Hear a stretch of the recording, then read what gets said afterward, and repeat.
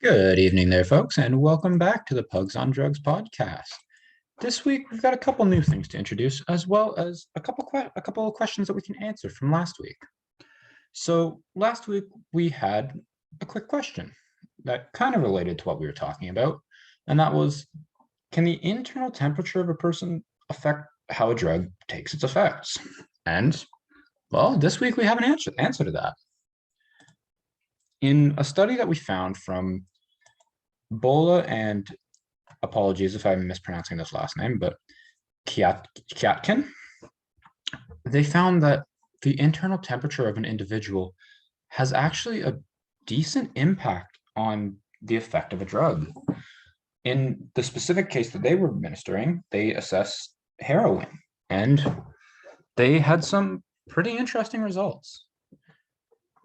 They obviously had to use rats as their test subjects, so potentially this might be a little bit different in human brains, but given that we use rats and similar mammals for a lot of our testing, I feel like it's still generalizable and it still can affect. And what they found was the internal temperature, yes, it does have an effect. They tested at room ambient temperatures, at standard internal temperatures, cold and hot temperatures, and found significant variation between them. And, well, it was quite interesting. When they increased the temperature of the internal brain of the rat, they found that the effect of heroin was changed. I wouldn't say that it was necessarily increased or decreased per se, but they found that it didn't act like a drug would normally. When they increased the temperature, they found that the rats were treating the heroin as a stimulus rather than a drug. It was more like information being processed to them. And that is actually kind of interesting because potentially could that affect transfer between different drugs or is it just something that we'd see in heroin? Because they found that there was significant change. It wasn't being treated as a drug. But then when they did it in a cold setting, it took longer to take effect. It took longer, and they saw that it was still treating it the same way, just slower. Whereas when it was warmer, it was not treated necessarily like a drug. And that makes you wonder, is there any benefit to this? Or is there reasoning behind this? Well, the first thing that comes to my mind when I hear that is, well, they did the internal temperature of the brain and they administered heroin through IV. And well, administering it through IV injects it directly into the blood. So by having increased temperature in the brain, that would cause vasodilation.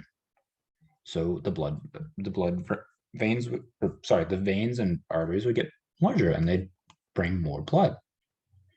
And is that maybe why it's having such a different effect? Or is there something else going on in the brain relating to chemical composition or different hormones being released that are changing how the brain is being affected? Could that be what's going on? Ultimately, I'm not sure. The researchers were able to find some changes, but unfortunately, they didn't have necessarily the explanations. So potentially, could we look into this maybe in the future as like a future study, have different drugs be tested at different temperatures internally? And maybe we could even see potential changes.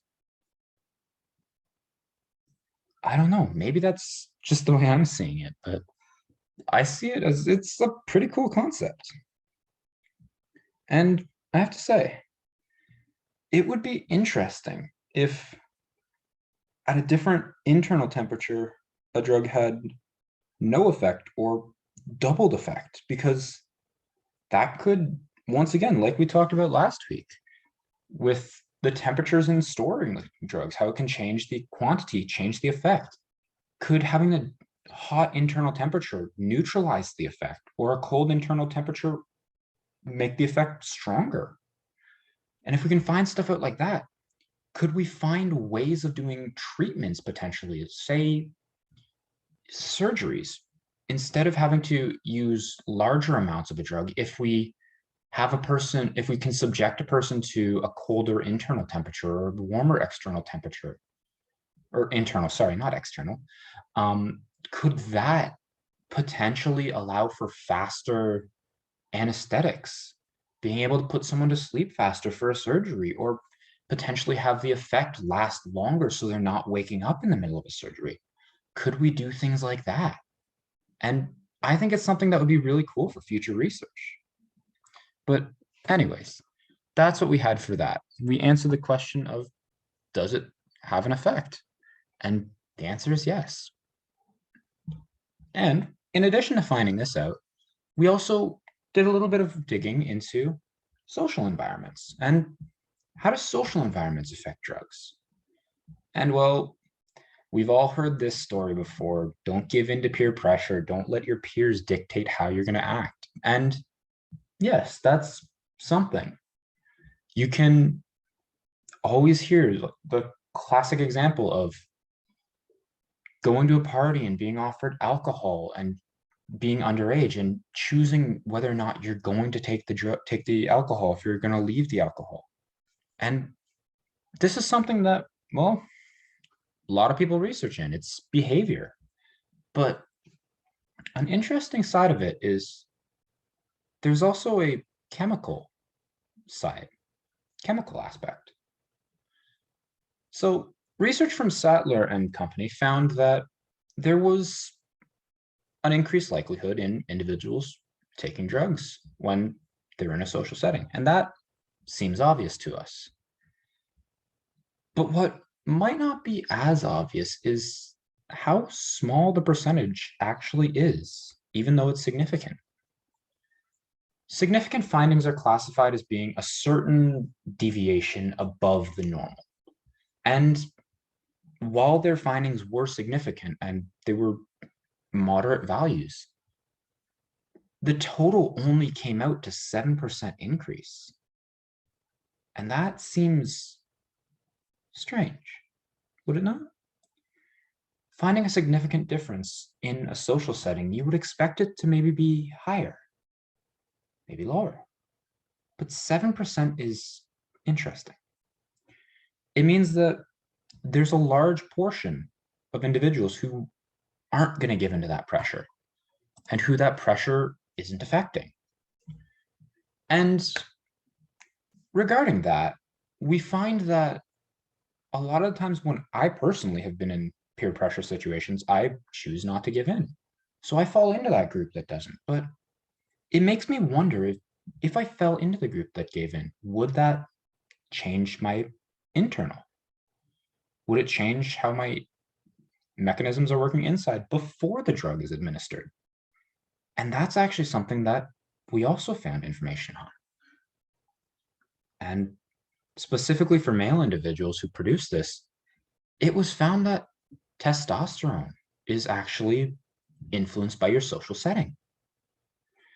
If you were to walk into a room of people that you knew, of people you were close friends with, you're likely to have an increase in testosterone levels based on research from Zhao and Mahler.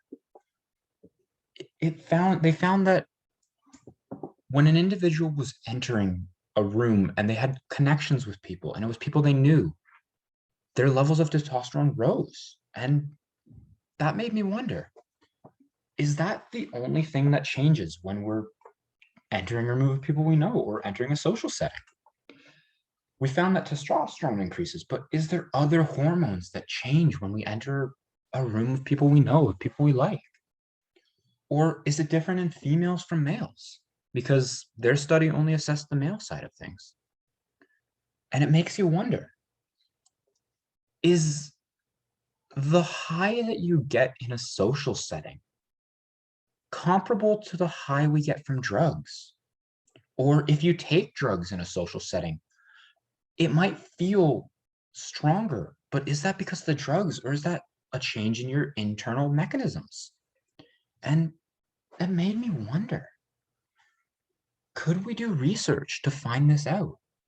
Is there a way that we can look into internal functions, our hormone generations, to see if, when entering a social setting, if we could maybe be considered a social high, or if that's potentially a term we can coin?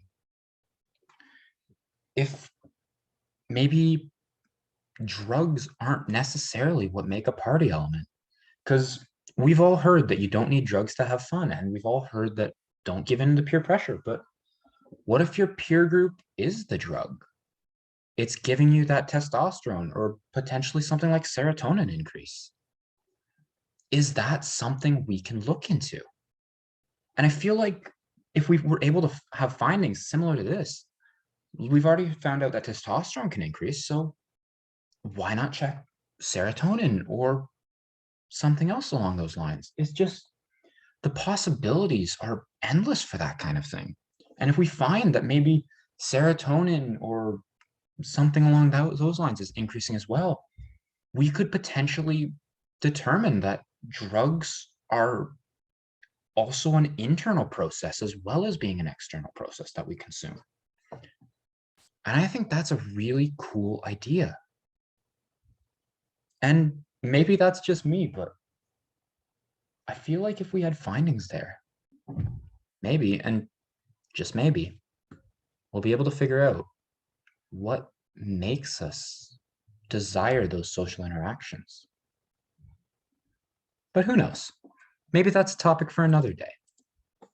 But anyways, that's all I had for you guys today. Maybe you have some questions, maybe you don't, but I hope I can at least make you think with these questions.